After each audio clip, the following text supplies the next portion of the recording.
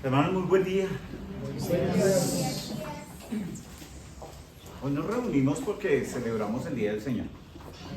Entonces, efectivamente, en el Día del Señor lo que queremos escuchar es su palabra. Sí, claro, la comunión es vital para nosotros, es necesaria. Entonar himnos, wow. Y eso hace parte de nuestro culto, hace parte de nuestra adoración. Entonamos esos himnos y yo sé que esos himnos son especiales, son himnos tomados realmente de las escrituras, donde las letras nos recuerdan la escritura, la obra de nuestro Señor, y tenemos mucha comunión. Entonamos ahorita dulce comunión, y esa comunión es con el Señor, y nos gozamos de eso, pero llegamos a un punto donde necesitamos escuchar qué es lo que el Señor quiere para nuestras vidas, qué es lo que el Señor habla a nuestras vidas.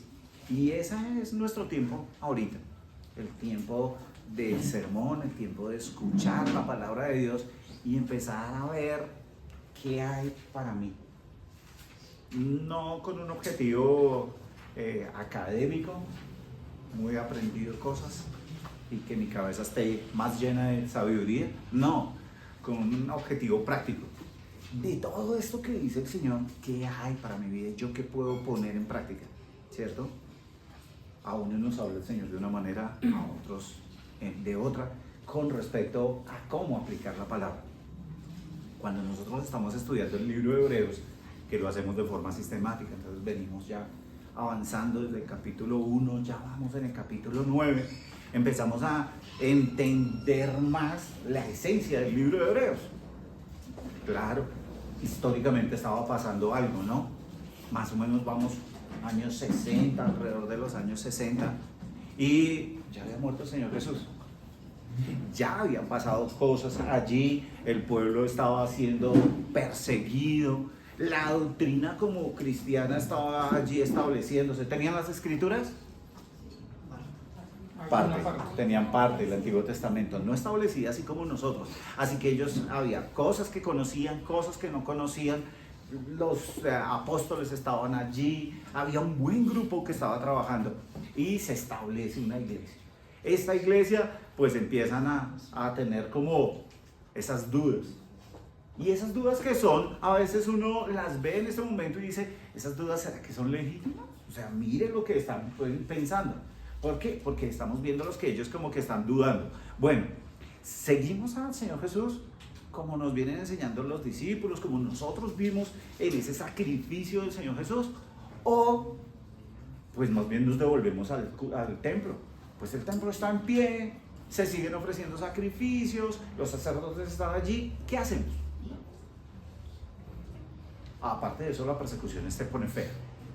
Entonces tal vez es más seguro volver al templo. En ese sentido, el autor de la carta de Hebreos empieza a escribirles, y empieza a escribirles cosas serias. Recuerden, al comienzo les dice, hey, tengan cuidado, porque todo esto es solamente parte del Señor, viene de parte del Señor y es la palabra de Dios. Todo lo importante es nuestro Señor. Más adelante hay unas exhortaciones y unos ánimos especiales. Por tanto, es necesario que con más diligencia atendamos a las cosas que hemos oído, no sea que nos deslicemos. Y nosotros aquella vez decíamos deslizarse. ¿Qué era? Deslizarse no es tropezar, sino deslizarse es como aquellas embarcaciones que creen que están ahí quietas, pero su ancla no está fija y empiezan a irse hasta que se pierden. Y había esas exhortaciones. También les llamaba nuevamente en el capítulo 3 y decía, hermanos santos, participantes del llamamiento celestial, considerar al apóstol y sumo sacerdote de nuestra profesión, Cristo Jesús. ¿Consideremos a quién? A Cristo Jesús. Es decir, el autor de Hebreos les está llamando y les está diciendo, hay algo, hay alguien que es fundamental para nosotros, y es nuestro Señor Jesús. Obvio, aquí el tema es diciente y el tema es claro. ¿Cuál? Nosotros debemos afianzar nuestra fe y tenemos un verdadero y un real sumo sacerdote que es Cristo Jesús. Ahora, noten esto. si ellos están pensando en volver, Él les está diciendo, ¿por qué vas a volver a algo que no es real? ¿Por qué volver a algo que no es lo que es? Ese ha sido el esfuerzo del autor en presentar la supremacía de Cristo. Cristo está por encima de todo lo que hemos visto. Su sacerdocio es superior. ¿Por qué su sacerdocio es superior? Porque no es según el orden de Aarón, sino es según el orden de Melquisedec. Y ahí él introduce ciertas cosas, ¿cierto? Claro, todos estaban muy familiarizados con el orden de Aarón, de todo lo que se estaba haciendo desde el orden de Aarón. El sumo sacerdote, hay otros sacerdotes, pero cómo funcionaba todo, ellos lo tenían claro. Pero acá hay cosas más importantes. Es que el sumo sacerdocio de Aarón traía consigo ciertas cosas, ¿cierto? Pero esas cosas son una sombra. Hay algo que es mejor, la realidad. Esa realidad es Cristo. Y Él ha venido presentando esa realidad poco a poco, mostrando quién es el sacerdote, cuál es el sacerdocio de Melquisedec, y también recordando que ahora Cristo es el mediador de un mejor pacto. Y eso fue como un boom, ¿no? ¿Cómo así? Tú nos estás hablando de un nuevo y un mejor pacto cuando nosotros somos el pueblo de Dios, ¿cierto? O sea, imagínense eso, judíos sacando pecho y diciendo, es que somos el pueblo de Dios. ¿Qué más? ¿Qué mejor pacto que ese? Y el autor de Hebreos tratando de decirles, en ese pacto había tantas cosas que nunca consideraste y ahora tienes que mirarlas. Nuestro hermano la semana pasada nos hacía ver eso, ¿no? Cómo el antiguo pacto dependía mucho de obediencia y cosas sujetas a los hombres. Este nuevo pacto es superior. Y es superior, ¿por qué? Porque es un pacto que Dios establece y que Dios lleva a cabo. Los versos anteriores, en el capítulo 8, él decía, citaba el libro de Jeremías y dice, porque reprendiéndolos dice, he aquí vienen días, dice el Señor, en que estableceré con la casa de Israel y la casa de Judá un nuevo pacto. O sea, ¿no habías escuchado el nuevo pacto? Sí lo habías escuchado, Jeremías ya lo había hablado, y estamos hablando de 600 años antes. Entonces el autor está echando mano de eso para decirles, yo no estoy inventando, porque a veces también el asunto es, tú lo estás inventando, tú lo estás diciendo. No, yo lo estoy sacando de las escrituras. Mira que ya se había anunciado un nuevo pacto, ¿cierto? Tal vez lo estabas olvidando. No como el pacto que hice con sus padres el día que los tomé de la mano para sacarlos de la tierra de Egipto, porque ellos no permanecieron en mi pacto y yo me desentendí de ellos, dice el Señor. Y todos sabemos que ese pacto fue dado a los pies de las faldas del monte Sinaí. Y ellos estaban temerosos y esa montaña humeaba y ellos reciben un pacto allí, a tal manera que le dicen a Moisés, no, suba usted, ¿cierto? Y después sellan ese pacto con sangre. O sea que hay muchas cosas que nosotros estamos viendo ahí. Por lo cual, este es el pacto que haré con la casa de Israel después de aquellos días. Dice el Señor. ¿Quién dice? El Señor. Y miren lo que dice el Señor. Pondré mis leyes en la mente de ellos. Y sobre su corazón las escribiré. Y seré a ellos por Dios. Y ellos me serán a mí por pueblo. Uno diría, ¿en qué cambió el pacto? Hasta ahí. Aparentemente, no, pero sí. Ahora Dios está escribiendo las leyes, no en piedra, sino en un corazón transformado. Ninguno enseñará a su prójimo, ninguno a su hermano, diciendo, conoce al Señor, porque todos me conocerán, desde el menor hasta el mayor de ellos.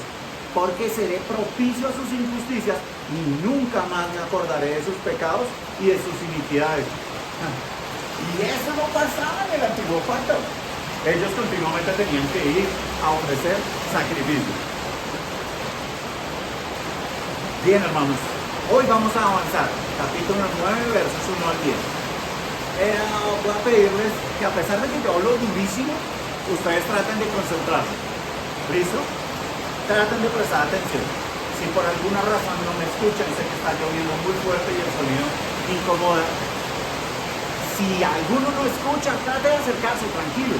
Somos familia, no tenemos problemas. Hebreos capítulo 9, versos 1 al 10, dice la palabra del Señor. Ahora bien, aún el primer pacto tenía ordenanzas de culto y un santuario terrenal, porque el tabernáculo estaba dispuesto así. En la primera parte, llamada el lugar santo, estaban el candelabro, la mesa y los panes de la proposición. Tras el segundo velo estaba la parte del tabernáculo llamada el lugar santísimo, el cual tenía un incensario de oro y el arca del pacto cubierta de oro por todas partes, en la que estaba una urna de oro que contenía el maná, la vara de Aarón que reverdeció y las tablas del pacto, y sobre ella los querubines de gloria que cubrían el propiciatorio, de las cuales cosas no se puede hablar ahora en detalle. Verso 6. Y así dispuestas estas cosas, en la primera parte del tabernáculo entran los sacerdotes continuamente para cumplir los oficios del culto. Pero en la segunda parte, solo el sumo sacerdote una vez al año, no sin sangre, la cual ofrece por sí mismo y por los pecados de ignorancia del pueblo, dando el Espíritu Santo a entender con esto que aún no se había manifestado el camino al lugar santísimo, entre tanto que la primera parte del tabernáculo estuviese en pie, lo cual es símbolo para el tiempo presente, según el cual se presentan ofrendas y sacrificios que no pueden hacer perfecto en cuanto a la conciencia al que practica ese culto, ya que consiste solo de comidas y bebidas de diversas abluciones y ordenanzas acerca de la carne impuestas hasta el tiempo de reformar las cosas. Oremos, hermanos. Señor amado, hoy estamos agradecidos. Padre Santo, tú nos has traído hasta aquí este día para escuchar tu bendita palabra. Sabemos, Señor, que nada va a detener esa palabra tuya. Así que, Señor amado, hoy clamamos a ti. Primero, por el predicador, porque es un hombre común y corriente. Un hombre que también es afectado a causa del pecado. Sin embargo, Santísimo Señor, hoy clamo a ti, porque la palabra tuya y el mensaje tuyo llegue puro al corazón de mis hermanos, a fin de que seamos confortados con tu bendita palabra. Pero también, Señor, clamo a ti por mis hermanos. Yo sé que a veces hay ciertos temas que no son fáciles, o a veces creemos que está repitiendo, y la verdad, estos temas son muy necesarios para nosotros. Hoy, Señor, te agradecemos porque la lluvia es importante, pero, Señor, clamamos que no sea un impedimento para nosotros el día de hoy. Te alabamos, Señor, y te agradecemos en el nombre de Cristo Jesús. Amén. Me he querido hacer una especie de introducción recordando algo de la carta de Hebreos para que entremos en detalle. Bien, encontramos este capítulo 9 y este capítulo 9 continúa. Si tomamos nuestras Biblias, vamos, y lo primero que encontramos es que ese capítulo 9 dice, ahora bien. Y ese ahora bien, pues yo no puedo empezar una conversación diciendo ahora bien, porque ese ahora bien es un conector. ¿Qué quiere decir? Que me conecta al tema anterior. Por eso me tomé un momentito para leer lo anterior y decir cómo va la historia allí. Una vez demostrado que el nuevo pacto es mejor, ya que se haya basado sobre mejores promesas, y cómo lo sé, porque el capítulo 8, verso 6 dice lo siguiente: pero ahora tanto mejor ministerio es el suyo. ¿El de quién? El de nuestro Señor Jesús, cuanto es mediador de un mejor pacto establecido sobre mejores promesas. ¡Wow! O sea, el Señor es nuestro mediador en un mejor pacto que tiene mejores promesas. Y esto ya es muy diciente. Y también dijo algo que era clave, que el antiguo pacto estaba próximo a desaparecer. verso 13 del capítulo 8, al decir nuevo pacto ha dado por viejo al primero, y lo que se da por viejo y se envejece está próximo a desaparecer. Así que los que estaban pensando en volver atrás tenían que pensar una cosa: yo para qué vuelvo al templo si eso está próximo a desaparecer. Y acá entre nos, la historia lo atestigua así, porque unos años después el templo fue destruido y se acabó la adoración. Fueron tomados cautivos, fueron destruidos y ya no hubo más adoración. Se acabó el orden sacerdotal del que ellos estaban hablando. Así las cosas, entonces vamos a abordar este capítulo 9 bajo el título Implicaciones del Antiguo Pacto. ¿Qué era o cómo era que funcionaba ese Antiguo Pacto? Y esto está largo, así que hoy voy a tomar solamente estos 10 primeros versículos y voy a dividir el texto en dos partecitas. Así, Implicaciones del Antiguo Pacto es nuestro título, y vamos a hablar primero del santuario terrenal y segundo, las ordenanzas de culto. Volvamos al versículo 1 de ese capítulo 9. Ahora bien, el primer pacto tenía que ordenanzas de culto y un santuario terrenal. ¿Notan lo que acabo de hacer? Cogí el primer punto y lo usé como bosquejo. ¿Qué es lo que voy a hablar? De las implicaciones del Antiguo Pacto, pero sobre esos dos puntos: el santuario terrenal y las ordenanzas de culto. Eso es de lo que nos va a hablar el autor. El autor tiene una estructura mental bien clarita donde nos va llevando las cosas de esa manera. Obviamente basados en el versículo 1, el autor queriendo establecer por qué el Antiguo Pacto está próximo a desaparecer, que eso es lo que él quiere decirnos. En los versos siguientes nos va a señalar cómo funcionaba el Antiguo Pacto y así va a establecer una comparación con el Nuevo Pacto. Si tú no sabes cómo funcionaba el Antiguo Pacto, ¿cómo vas a identificar y cómo vas a entender cómo funciona el Nuevo Pacto? En el verso 1, entonces él señala claramente que ese pacto tenía unas ordenanzas de culto, es decir, un sistema, unas formas con las cuales el pueblo se acercaba a Dios, pues para darle adoración al Señor. Y también está diciendo que estas formas, o está señalando que estas formas son establecidas por Dios mismo. Yo no me puedo acercar al Señor como yo quiera, sino que es Dios mismo el que estableció las formas en que el pueblo se acercaría. ¿Cómo lo hizo? Pues cuando forma el Antiguo Pacto, cuando funda el Antiguo Pacto, Él les dice: estas son las ordenanzas. No solo les dijo cómo se iban a acercar, sino también les dijo dónde y qué elementos. Es decir, les dio el tabernáculo y les dijo cómo iban a hacer. Estas ordenanzas tenían que realizarse en el santuario terrenal, o sea, el tabernáculo. Y entonces noten por qué cuando se destruye el santuario ya no se puede llevar a cabo la adoración. Una vez establecidas estas dos características, el autor pasa a explicárselas, pero en un orden inverso. Esto no lo hace arbitrariamente, ¿no? Sino de la misma manera en que Moisés recibe primero el pacto, luego recibe las indicaciones para construir el tabernáculo y después las ordenanzas de culto. Y eso lo primero lo vemos en Éxodo y después lo segundo, las ordenanzas de culto en Levítico. Así lo aborda el autor inicialmente. Sin tabernáculo no habría plenamente ordenanzas de culto. Y así ese orden establecido podemos arrancar en nuestro primer punto, pero desde el verso 2, porque usamos el primero como bosquejo y acabo de explicar. Iniciamos el santuario con el santuario terrenal. La idea entonces la vemos contenida en los versos 2 al 5. Nótenlo bien, dice versos 2 al 5. Porque el tabernáculo estaba dispuesto así.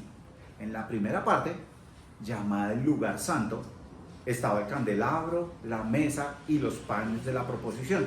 Tras el segundo velo estaba la parte del tabernáculo llamada el lugar santísimo, el cual tenía un incensario de oro y el arca del pacto cubierta de oro por todas partes, en la que estaba una urna de oro que contenía el maná, la vara de Aarón que reverdeció y las tablas del pacto. Y sobre ella los querubines de gloria que cubrían el propiciatorio, de las cuales cosas no se puede hablar ahora en detalle. Bien, entonces el autor lo que nos va a hablar es primero de qué? Del tabernáculo. ¿Cómo estaba organizado ese tabernáculo? Encontramos en esos primeros versos cómo nos señala la organización y la organización geográfica del tabernáculo, ¿no? O sea, ¿cómo es que el tabernáculo funciona? Y a eso él le llama un nombre, el santuario terrenal. Cuando él está hablando del tabernáculo, está hablando del santuario terrenal. Ahora bien, caben algunas preguntas que no quiero entrar en ellas, pero pues la pregunta lógica sería, ok, y cuando ya no hacían el tabernáculo y tenían el templo de David, era una copia, era también una imagen, contenía ciertos elementos. Y el otro santuario que, pues, después de que fueron arrasados, se robaron todo, ¿qué pasó? Tranquilos, seguía una copia. O sea, eso era el santuario terrenal. El autor pasa por alto el atrio exterior, ¿se dieron cuenta? Seguramente él estaba pensando en algo y era en la familiaridad que tenía el pueblo con él. ¿Por qué? Porque al atrio exterior se podían acercar ellos con sus ofrendas. Así que todos podían llegar de alguna manera al atrio exterior, pero no podían llegar más adentro. Negrito, regálame la imagen que he preparado. Yo sé que ustedes la conocen, le traje una imagen del tabernáculo para que la recuerden. Entonces tenemos inicialmente un borde externo que es todo, digamos, lo que era en sí el tabernáculo, ¿cierto? Pero adentro encontramos una parte particular como una tienda dentro de esa cerca. Esa tienda dentro de esa cerca es lo que el autor de Hebreos está llamando como tal el tabernáculo. Y en ese lugar se llevaba a cabo la adoración profunda, donde estaba la comunión con el Señor. En la primera parte, ellos entraban por el atrio, entraban allí, traían al altar de bronce sus ofrendas. Allí ellos imponían las manos sobre el animal, se transfería el pecado del animal, se hacía el sacrificio, el sacerdote iba y se lavaba y podía entrar al lugar santo, pero era hasta ahí, los sacerdotes podían entrar ahí. ¿Quién entraba al lugar santísimo? El sumo sacerdote. ¿Cuándo? Una vez al año. Entonces acá hay unas restricciones geográficas. ¿Por qué? Porque estaba cerrado.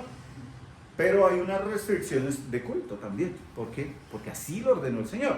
Entonces allí tenemos esa primera imagen y esa primera imagen nos va a servir un poco para ir organizando lo que el autor quiere decirnos.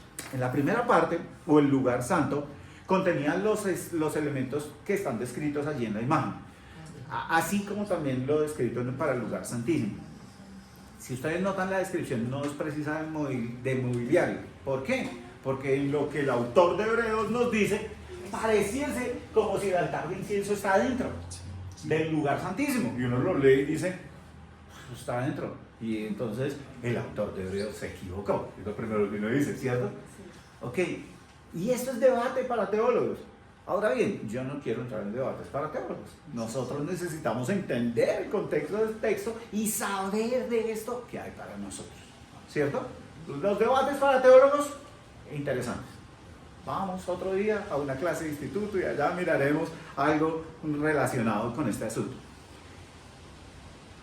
El tabernáculo era toda una representación, y era eso, una representación de la necesidad del hombre de acercarse a Dios de una manera adecuada. ¿Cuál manera?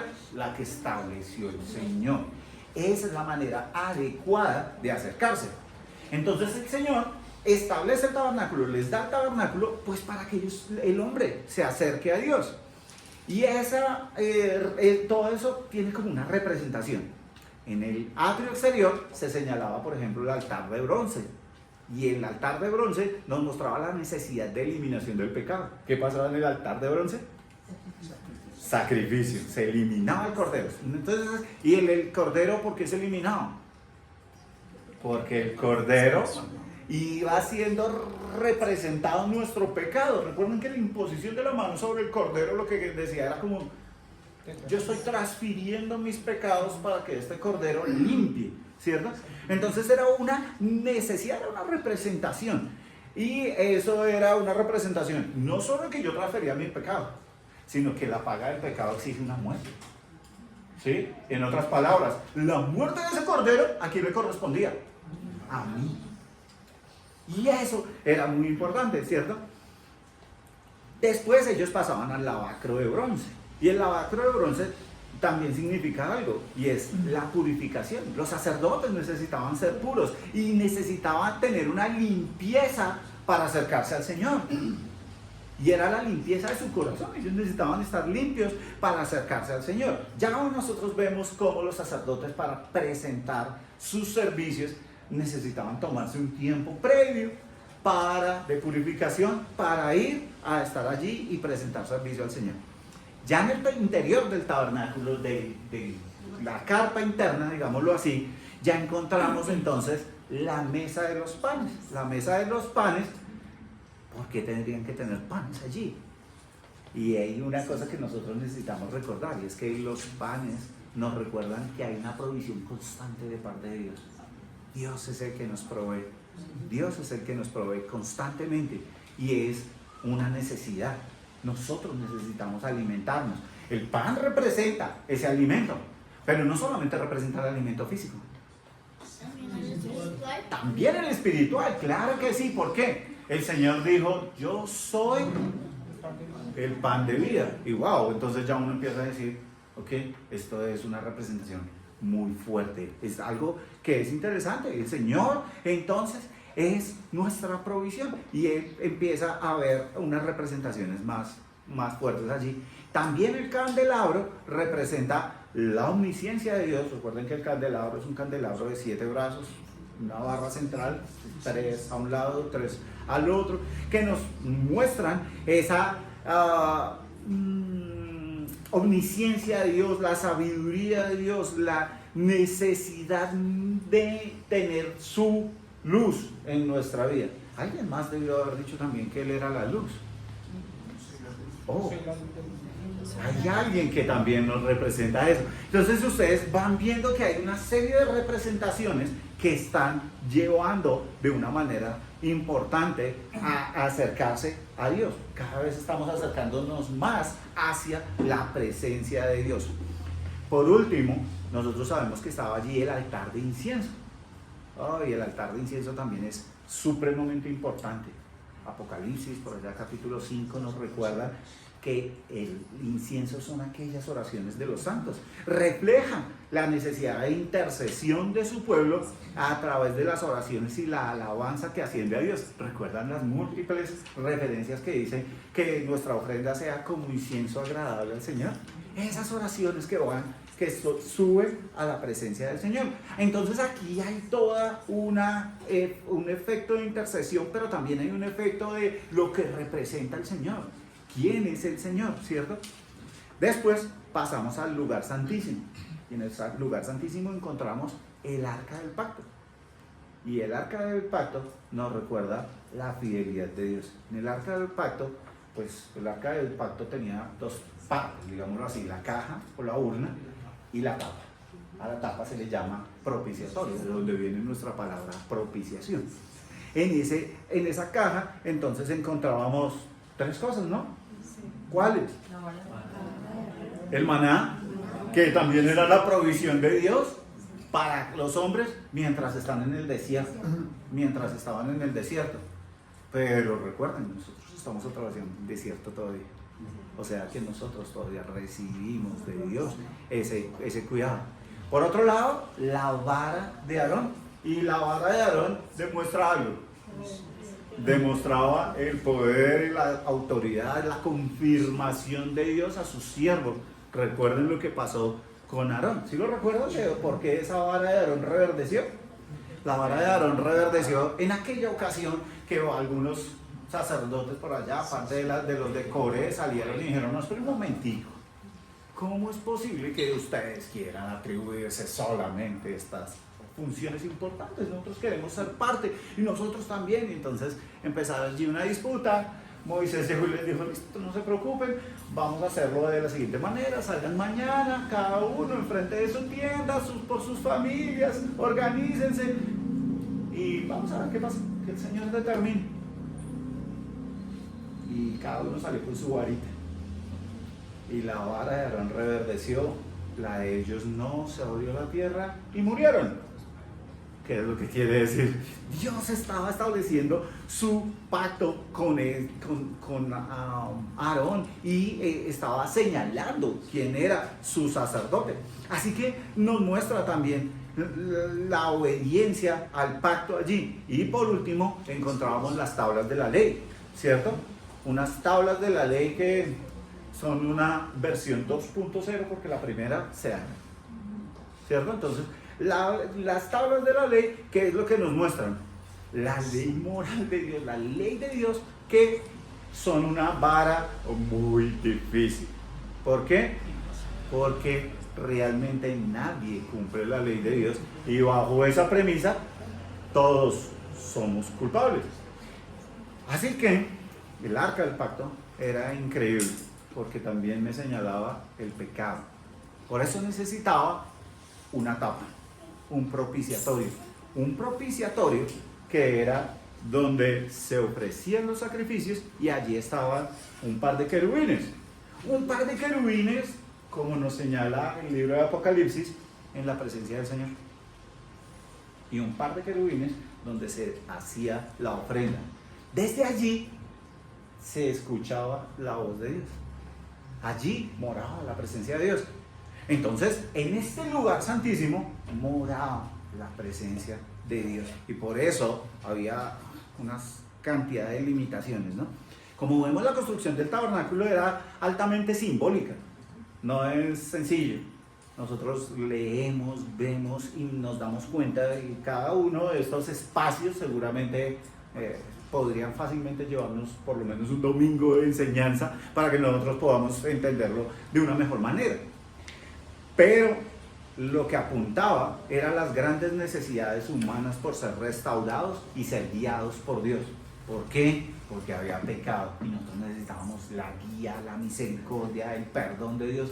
Hoy nuestro hermano comparte con nosotros un salmo donde nos habla de esa alegría y ese perdón de Dios, ¿cierto? Imagínense, estos hombres llegan todos los días a ofrecer, bueno, todos los días no, pero cada vez que lo consideraban, ir a ofrecer su sacrificio y devolverse para la casa y tener 1000 problemas por el camino seguramente, o llegar a la casa y tener otros problemas en su casa y llegar a su cama y volver a sentir que su conciencia los estaba acusando de pecado.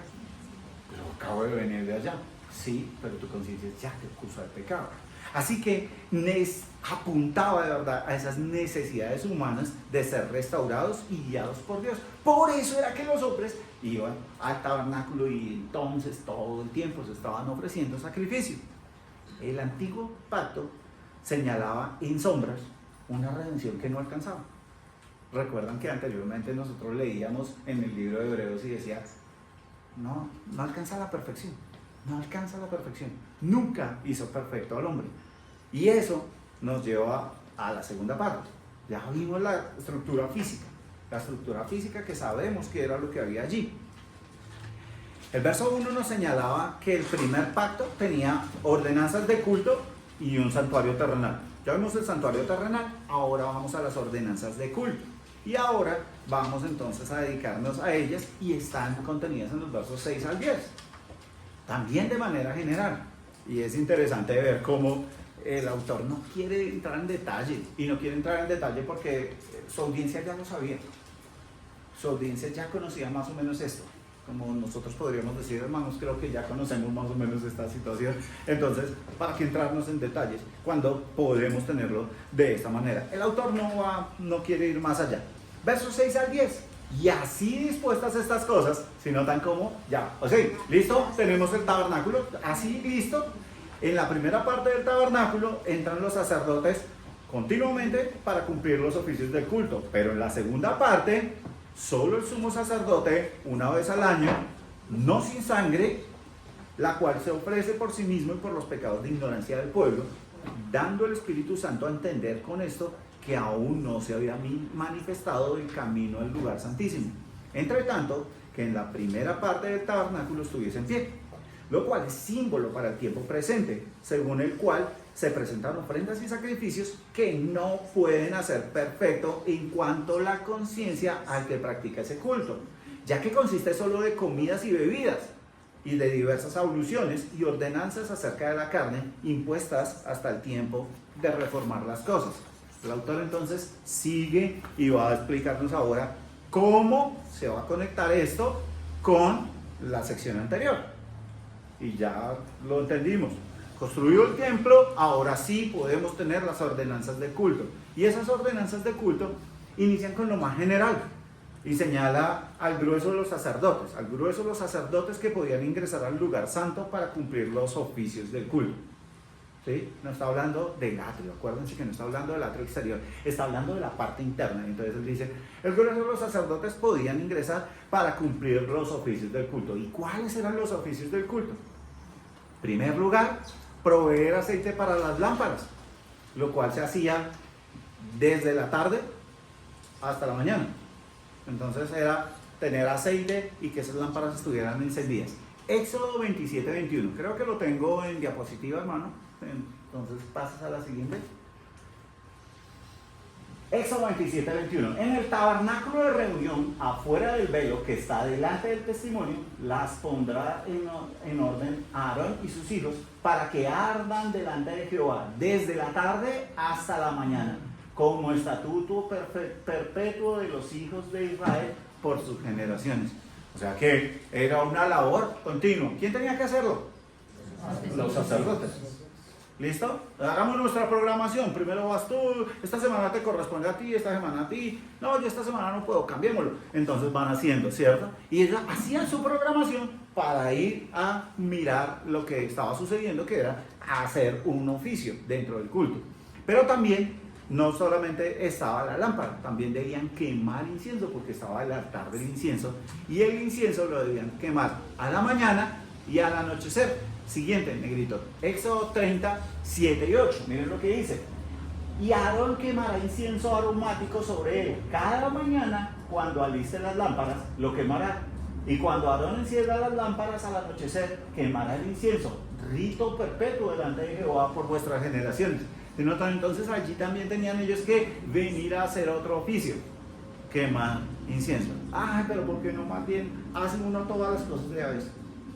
Era un privilegio. Y cada uno hacía un oficio.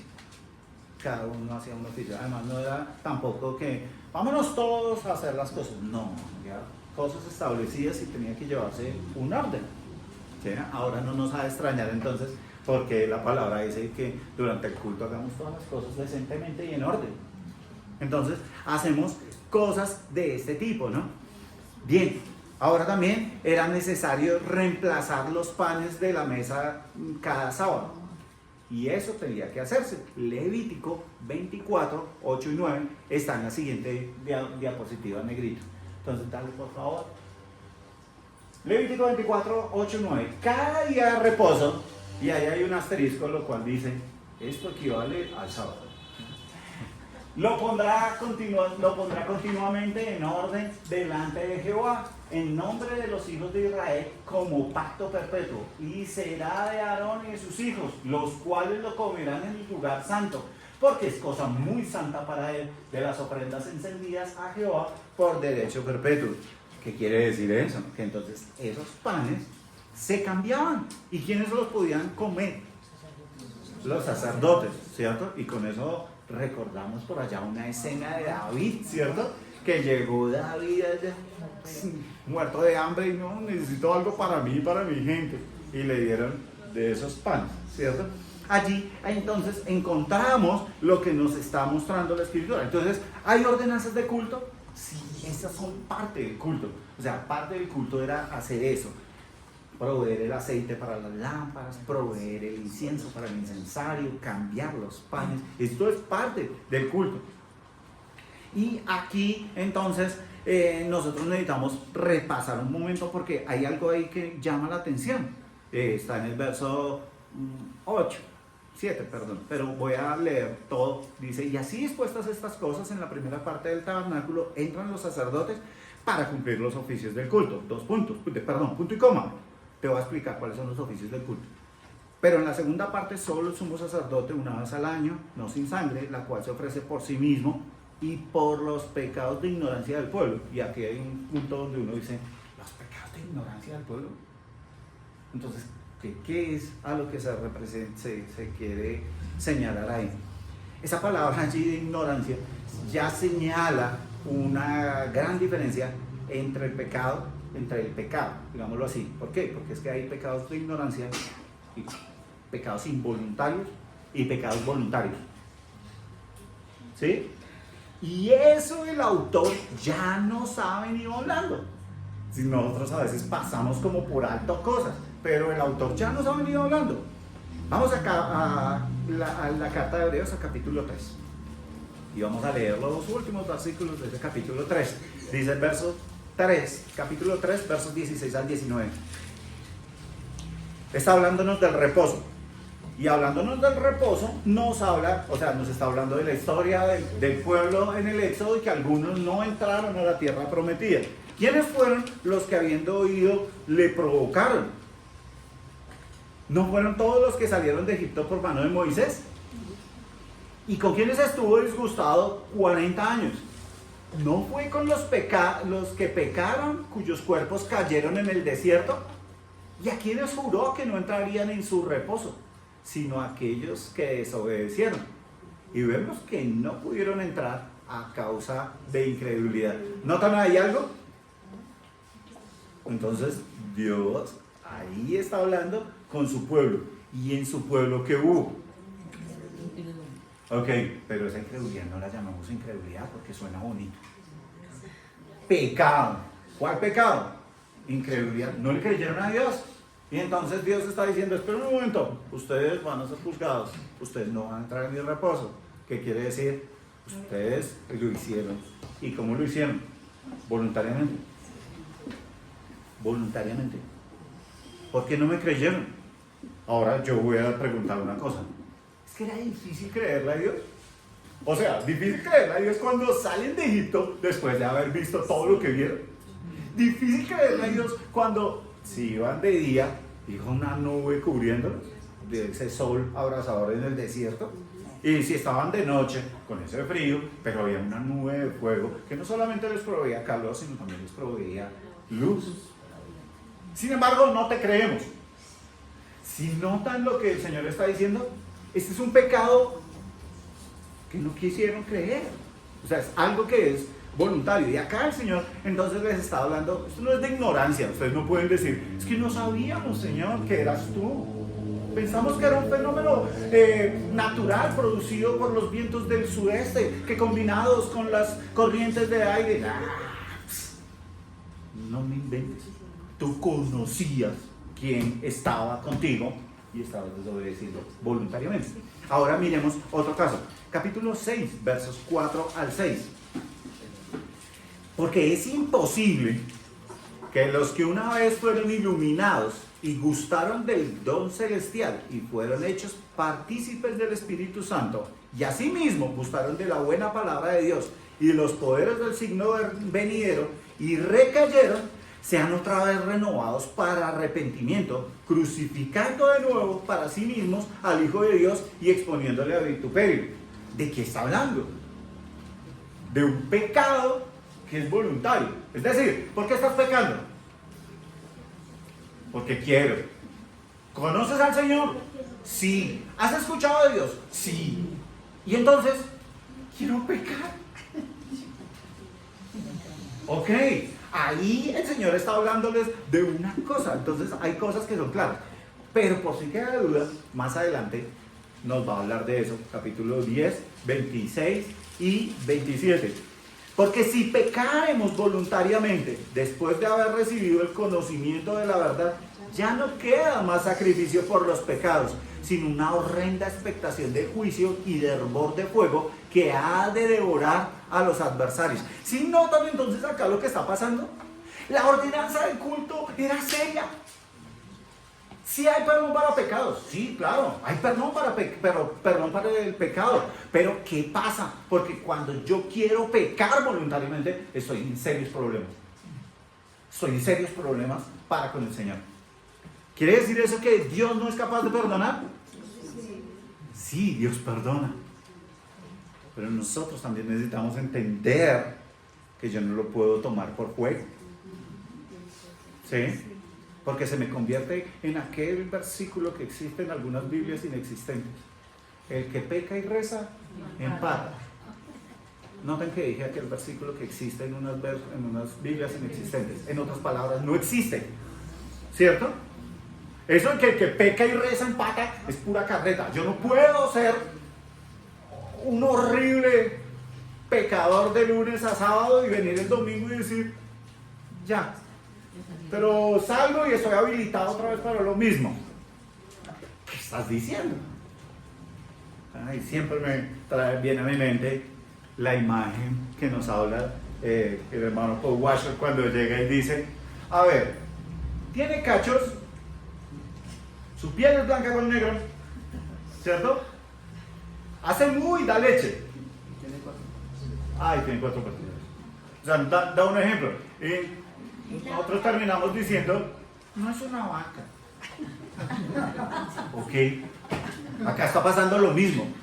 Te estás convirtiendo y que estás actuando como un vil pecador todos los días, como una persona que no conoce a Dios, pero quieres decir que eres creyente. Acá está pasando algo y él está diciendo, en la segunda parte, solo el sumo sacerdote una vez al año, no sin sangre, la cual ofrece por sí mismo y por los pecados de ignorancia del pueblo, dando el Espíritu Santo a entender con eso que aún no se había manifestado el camino al lugar santísimo, que es lo que quiere decir que antes tenía que hacerlo ¿quién? Pues el sumo sacerdote. ¿Por qué? Porque tú no podías venir a la presencia directa del Señor. Bueno, sigamos. Tras esa presentación de las ordenanzas de culto, el autor vuelve a la carga. Y vuelve a la carga, ¿por qué? Porque esto se trata de argumentos, de ideas que el autor está dándole y está llevándoles a las personas que están diciendo, yo como que me vuelvo al templo, y él les está diciendo, pero espérenme, ¿usted está seguro? O sea, ¿usted sabe lo que tiene?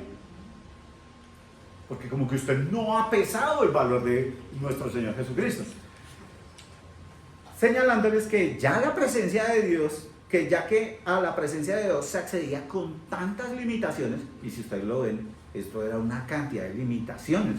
La revelación del Espíritu Santo entonces es clara con lo que dice ahí, porque dice que aún no se había manifestado el camino al lugar santísimo, entre tanto que la primera parte, o sea, el velo que separaba el lugar santo del santísimo, estuviese en pie. ¿Sí lo notan? Entonces el autor lo que les está diciendo es un camino de limitaciones, un camino en el cual tú no puedes acceder directamente al Señor, pero tú quieres ir allá. Ahora bien, eso de que él está explicando allí y dice, entre tanto que la primera parte del tabernáculo estuviese en pie, para el momento donde él escribe, ya no estaba en pie. El velo se había rasgado de arriba abajo. ¿Qué quería decir eso? Y ese argumento ya lo ha venido presentando. Y él ya ha venido presentando eso. El velo fue rasgado, el lugar se abrió. Ya se puede ingresar a la presencia del Señor, ¿cierto? La palabra aún señala entonces que ese camino se habilitaría en algún momento, pero bajo el primer pacto, con su tabernáculo y con sus ordenanzas de culto, el camino seguía restringido, ¿cierto? Teniendo en cuenta eso, quienes tenían en su mente la idea de regresar al judaísmo debían contemplar que lo que estuvieron viviendo era solo un símbolo para el tiempo presente. Es decir, eso era lo que vivían los destinatarios primarios. Ellos tenían que entender y decir, ese templo que todavía estaba en pie, eso es un símbolo. Y el autor lo que les está queriendo mostrar es, eso es un símbolo, eso es una imagen, eso es una sombra, ¿sí? Sombra de algo que debía ser. Y que esas ofrendas y sacrificios que ellos llevaban nunca solucionaron realmente el problema de fondo. La conciencia de quienes los ofrecían seguían acusándolos por el pecado. Ese era el problema. Ellos llegaban, seguían llevando allá al tabernáculo las cosas, pero ¿cómo estaba su conciencia? Seguían pecando y seguían siendo no aceptos delante de Dios. Entonces me toca devolverme mañana temprano, pero es que devolviéndome para la casa me encuentro con el Héctor y eso, tengo ahí mi problema, entonces vuelvo y peco. Sí, pero si me voy por el otro camino, no me encuentro con aquella otra persona y entonces había un serio problema. Su conciencia los estaba acusando ¿cuándo? Todo el tiempo. Todo el tiempo. Pero acabo de venir de derramar sacrificio y sangre allá. Sí, pero tu conciencia te sigue culpando.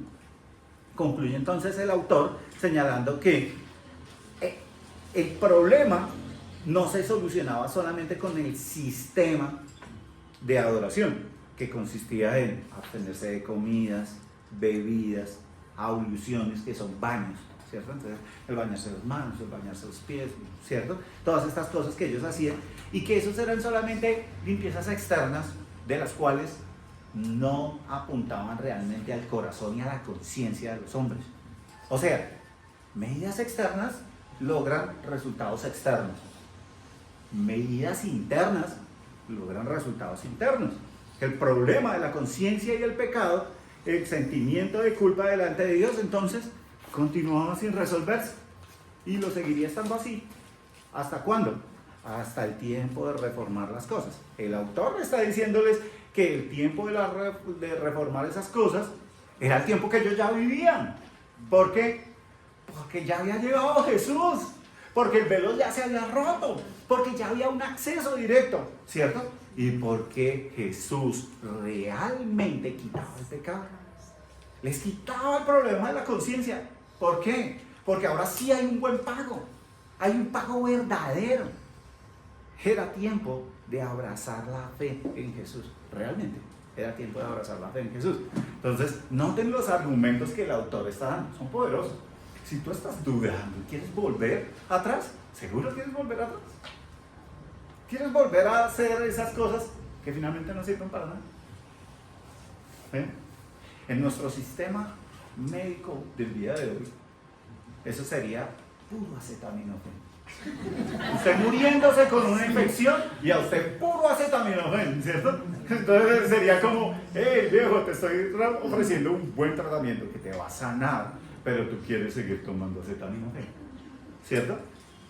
El antiguo pacto, entonces, mal entendido, definitivamente se basaba en las obras que pudiera realizar una persona para alcanzar su salvación. Y por eso, esa razón, ese esfuerzo personal en hacer buenas obras y ser buenas personas, era el pan de cada día.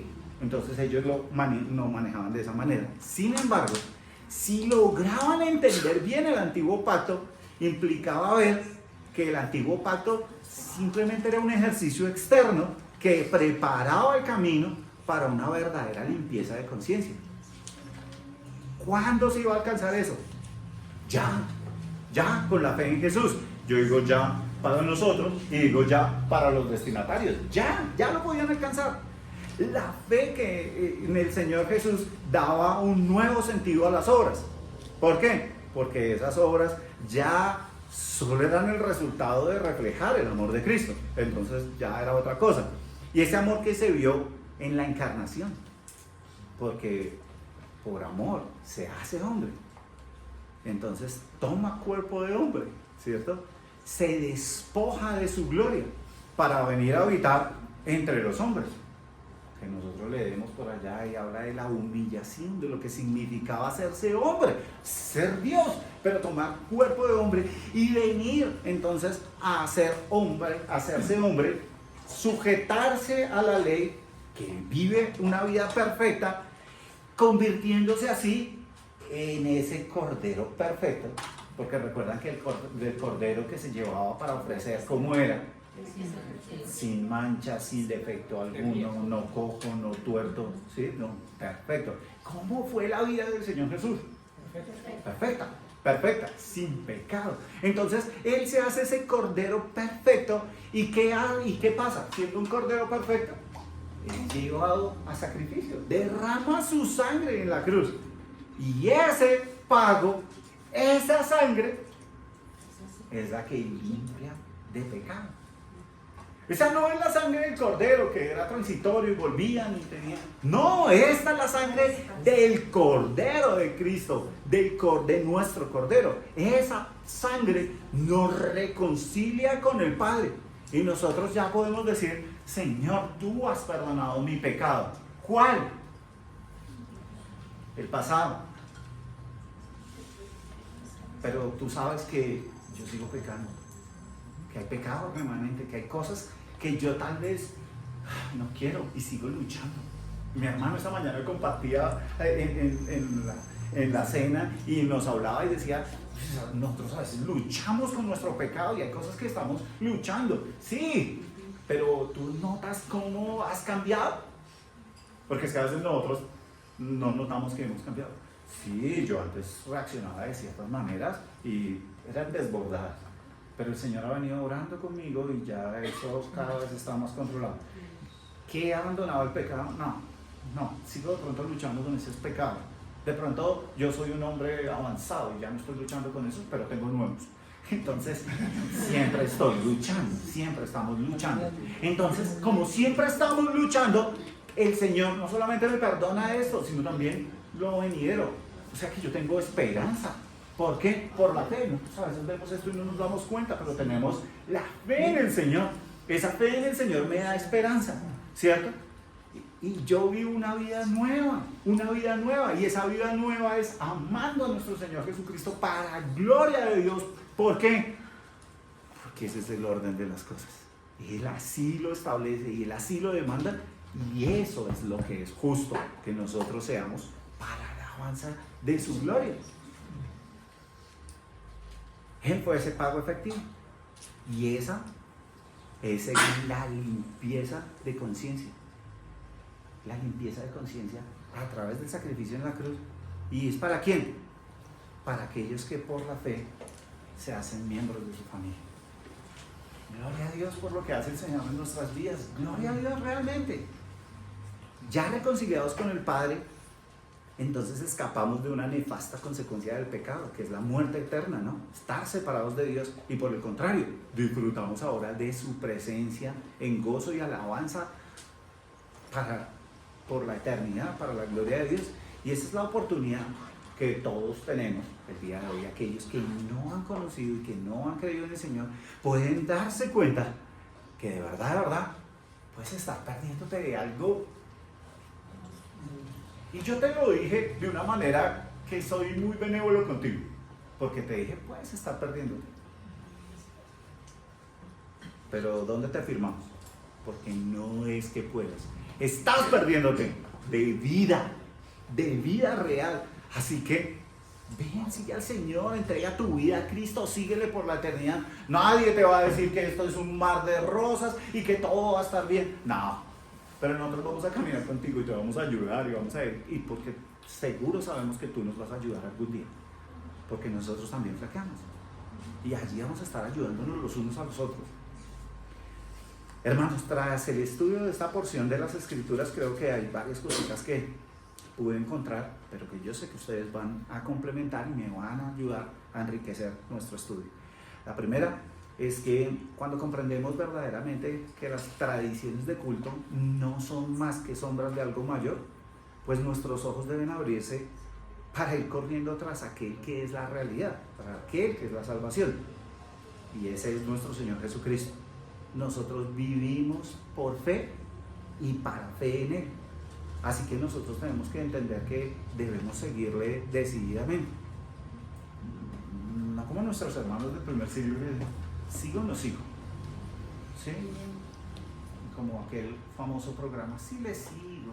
No, nosotros seguimos o no seguimos, ¿cierto? Y si entendemos, pues tú le sigues. ¿Por qué? Porque es lo mejor, síguele. No hay nada que pensar. También deberíamos comprender que el camino de las obras es un camino incierto. Es un camino incierto. Y yo sé que tal vez muchas personas hemos crecido o hemos nacido bajo la sombra del catolicismo, bajo la sombra de doctrinas, de obras. Pero eso es un camino incierto. ¿Sí? No vale eso de, yo tengo mis obras. Sí, tú tienes tus obras, pero tus obras, ¿qué? Tú estás haciendo tus obras, ¿por qué? Por orgullo, porque estás queriéndote ver bueno, ¿por qué? Entonces, ese es un camino incierto. Esas obras no están alumbradas por la verdadera fe en Cristo. Solo nuestro Señor salva y solo nuestro Señor nos limpia del pecado. Solo hay un camino: Jesucristo. Él dijo, yo soy el camino, la verdad y la vida. Nadie viene al Padre sino por mí. Y no he leído en ninguna parte que diga, las obras son el camino y la iglesia son el camino. Haz tus obras, ven a la iglesia y llegarás al Señor. No, eso no lo dice las Escrituras. Y si no, lo reto, léanselas todas esta semana. Si bien es cierto que hoy no ofrecemos animales en sacrificio, muchas veces seguimos haciendo sacrificios propios, ¿sí? Y ese tipo de vida no conduce a Cristo. Vivir en Cristo y para Cristo produce gozo y paz. Nos deleitamos en conocerle, en aprender de Él y en caminar con los hermanos, creciendo en paz y en santidad. Hermanos, a veces pensamos en esos sacrificios propios, en lo que yo debo hacer, ¿sí? Pero mis sacrificios propios es que conozca al Señor, siga luchando. ¿Necesita ayuda? Pues llámese un par de guerreros, acá tenemos varios, ¿sí? Para que lo acompañen, para que lo escuchen, para que vengan. Yo sé que a veces pero Mauro me queda cerca, yo puedo llamar a Mauro, venga, compartamos, ¿cierto? Estoy a punto de caer, no necesito, venga, oramos las Escrituras. Eso es comunión, eso es iglesia, eso es cuerpo. Así estamos, entonces también es parte de lo que nosotros necesitamos entender. Quien conoce al Señor no practica voluntariamente el pecado. Eso es algo claro. ¿Tú conoces al Señor? No practicas voluntariamente el pecado. ¿Saben qué debería haber? Temor. Y no les voy a hablar de temor reverente, porque sí, hay temor reverente, pero debe haber temor. Temor. Real temor. ¿Qué tal yo pecando y pase algo? ¿A dónde va mi alma? ¿Qué tal yo pecando porque sí? ¿Y qué de mi familia? ¿Y qué de nuestra iglesia? ¿Y qué de mis hijos? El pecado trae una pérdida grandísima, hermanos, unas consecuencias que no nos damos cuenta. Vemos 1000 familias destruidas. ¿Por qué? Por el pecado. Es necesario que nosotros no lo entendemos, lo tengamos claro, lo entendamos. Y es necesario que no nos engañemos. Porque también nosotros muchas veces hemos adoptado la idea de Dios como Papá Noel. ¿Cierto? Así que yo le consiento su barba y él vuelve y me perdona. Sí, pero ¿dónde estás? Si pecáramos voluntariamente, ya no queda más que una horrible expectación de muerte. Y eso